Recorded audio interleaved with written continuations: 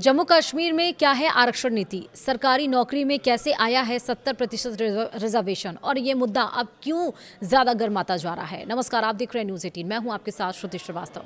जम्मू कश्मीर में सरकारी नौकरी में आरक्षण को लेकर विवाद गहराता जा रहा है।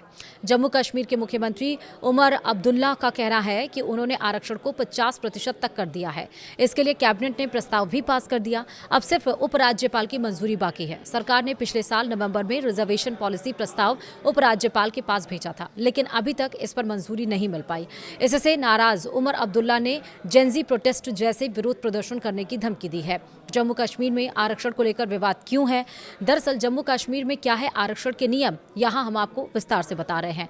इंडियन एक्सप्रेस के मुताबिक आरक्षण प्रस्ताव को अब तक राज्यपाल की मंजूरी नहीं मिलने पर हाल में उमर अब्दुल्ला ने कहा कि उसके बाद क्या हुआ, कोई हमें बताए, क्या इसे मंजूरी मिल गई है? उम्मीद है कि जेनजी वाला ट्रेंड यहाँ भी नहीं फैलेगा। इसके लिए हम जिम्मेदार नहीं होंगे। हमने अपना काम कर दिया है। यह अच्छी बात नहीं है कि वे यानी कि उपराज्यपाल और केंद्र सरकार हमारी कैबिनेट के प्रस्तावों को मंजूरी देने में देरी कर रहे हैं या उन्हें दबाए हुए हैं। वहीं जम्मू कश्मीर में आरक्षण नीति क्या है, पहले वो समझिए। जम्मू कश्मीर का विशेष दर्जा 5 अगस्त 2019 को खत्म हुआ। इससे पहले राज्य में सरकारी नौकरियों में 43% सीटें अलग अलग वर्गों के लिए रिजर्व थी।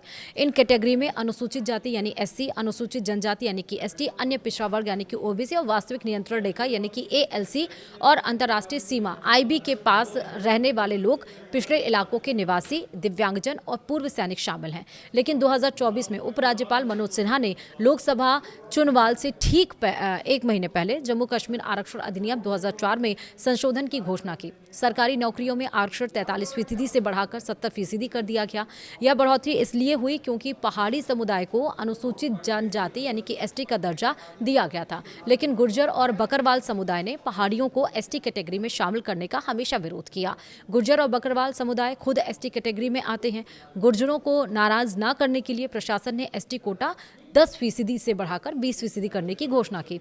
इस वजह से उन लोगों ने तीखी आलोचना की जो किसी भी आरक्षण के दायरे में नहीं आते थे। उनके पास केवल 30% नौकरियां ही बची थी। वहीं साल 2024 के विधानसभा चुनाव के घोषणा पत्र में उमर अब्दुल्ला की नेशनल कॉन्फ्रेंस और महबूबा मुफ्ती की पीपल्स डेमोक्रेटिक पार्टी यानी कि PDP ने इस मुद्दे पर फिर से विचार करने का वादा किया। चुनाव पर पड़ने वाले संभावित असर को देखते हुए दोनों ही पार्टियों ने आरक्षण को तर्कसंगत बनाने का वादा किया। वहीं बीजेपी ने अग्निवीरों के लिए सरकारी नौकरियों में अतिरिक्त आरक्षण और अलग अलग आरक्षित समूहों के कर्मचारियों के लिए प्रमोशन में आरक्षण का वादा किया। उमर अब्दुल्ला सरकार को अपनी ही पार्टी के अंदर से और जनता की तरफ से भी विरोध का सामना करना पड़ा। फरवरी में पीपल्स कॉन्फ्रेंस के नेता सज्जाद लोन के एक प्रस्ताव के जवाब में सरकार ने विधानसभा में आंकड़े पेश किए और इन आंकड़ों से पता चला कि कश्मीर के मुकाबले जम्मू में रिजर्वेशन कैटेगरी के ज्यादा सर्टिफिकेट जारी किए गए थे। इससे पहले अक्टूबर 2025 में उमर की ही पार्टी के सांसद आगा रहुल्लाह मेहदी मुख्यमंत्री आवास के बाहर सामान्य वर्ग के लोगों के साथ विरोध प्रदर्शन पर बैठे थे। इसके बाद सरकार ने एक कैबिनेट सब कमेटी बनाई और इस कमेटी ने अक्टूबर 2025 में अपनी रिपोर्ट सौंपी, जिसमें आरक्षण को 50% तक सीमित करने की सिफारिश की गई थी। कैबिनेट ने इसे मंजूरी दे दी और अगले ही महीने मंजूरी के लिए फाइनल लोक भवन यानी कि LG आवास भेज दी गई। उमर ने अब कहा है कि लोक भवन ने रिपोर्ट पर कुछ सवाल उठाए थे जिनका जवाब उनकी सरकार ने दिया, लेकिन उसके बाद से इस मामले में कोई प्रगति नहीं हुई और इसीलिए अब सियासत गर्मा गई है।